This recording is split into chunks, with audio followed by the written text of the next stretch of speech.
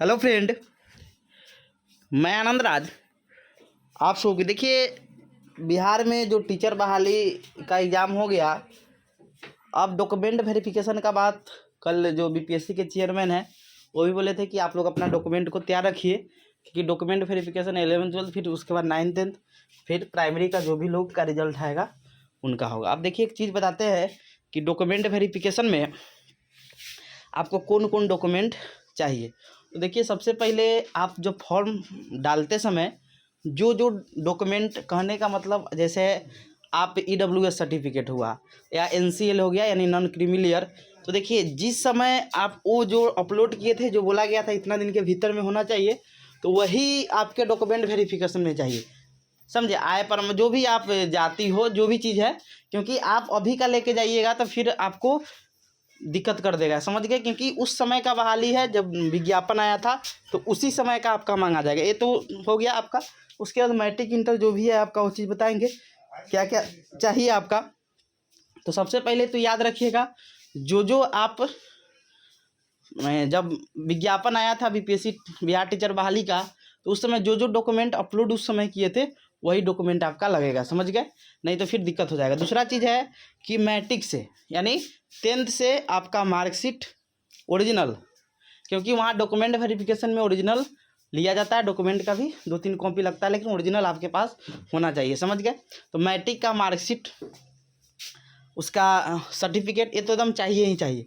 कभी कभी admit card भी मांग दिया जाता है, लेकिन उतना ज़रूरी नहीं है। लेकिन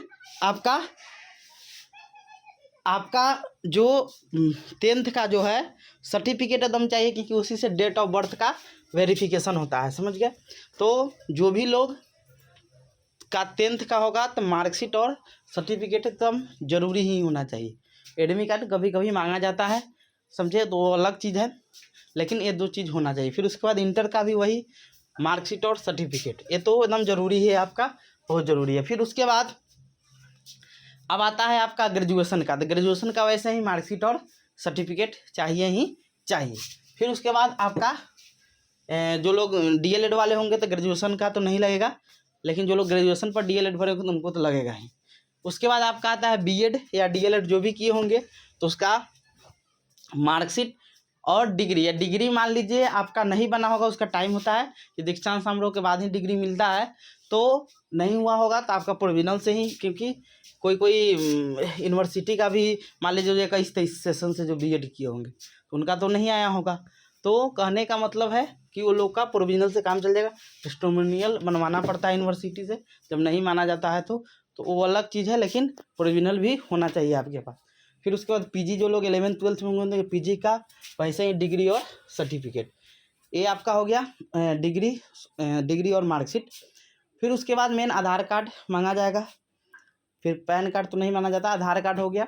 ये सब चीज़ आपके पास होना चाहिए, इतना चीज़ आपका चाहिए। और एक और चीज़ है कि जाति आवासीय जो भी आपका है, तो अभी वाला भी बनवा लीजिएगा। समझ गए?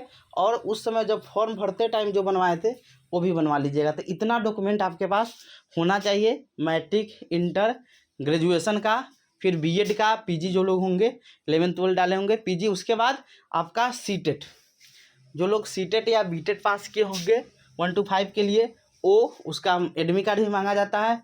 फिर आपका उसका सर्टिफिकेट, मार्कशीट, ये सब आपका मांगा जाएगा। फिर उसके बाद जो लोग स्टेट पास किए होंगे उसका भी सर्टिफिकेट आ गया होगा, मिल जाता है DO ऑफिस में, तो वहाँ वो आपका सर्टिफिकेट चाहिए स्टेट का। तो ये सब, उसका एडमिट कार्ड, ये सब डॉक्यूमेंट आपका चाहिए और मांगा भी जाता है। ये सब डॉक्यूमेंट वेरिफिकेशन के समय आपका जब डेट आएगा तो वहाँ लिस्ट आएगा डॉक्यूमेंट वेरिफिकेशन का, और वहाँ पर सब लिखा होगा, matric, inter, graduation, BEd, DLED जो भी होगा, स्टेट का या जो भी आपका होगा वो सब आपका मांगा जाएगा। इतना डॉक्यूमेंट है। बहुत लोग पूछ रहे थे सर कौन कौन डॉक्यूमेंट को तैयार रखें, तो ये सब डॉक्यूमेंट एकदम ज़रूरी है, इतना को आपको रखना ही होगा डॉक्यूमेंट को। समझ गए? तो सोचे हैं कि आपको ये चीज़ बता देते हैं। Thank you.